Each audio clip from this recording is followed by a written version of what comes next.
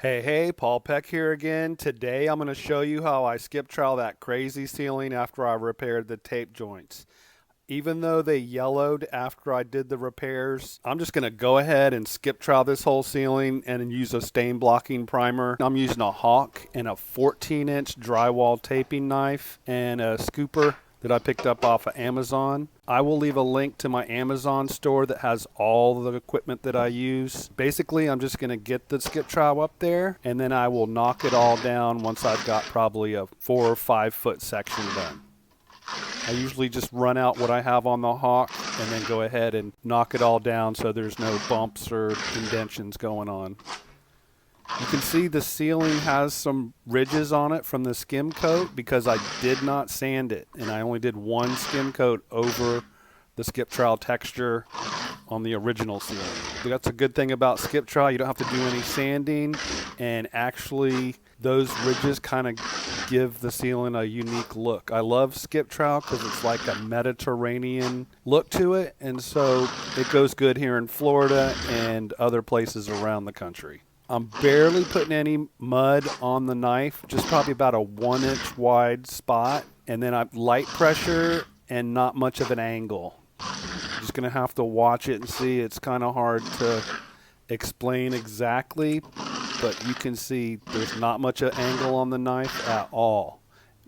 Pretty light pressure. You got to go over each spot a couple of times, and you can see how it starts to grab more and more.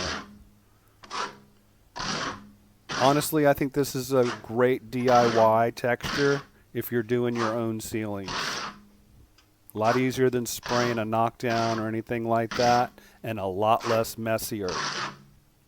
When it dries and gets painted, it's not as drastic of a look. It's kind of a subtle texture look on a ceiling, but you always want to prime and paint it. And while you're skip troweling, you always want to keep an eye out for any bare spots, and you can just go over that or dab a little bit of mud on it, and when you knock everything down, it'll blend right in. You want to pay special attention to the corners and not get a bunch of mud everywhere. There's a spot. I'll just hit that and use up this rest of the compound and then knock it all down. This goes pretty fast. Love that about the skip trowel texture as well.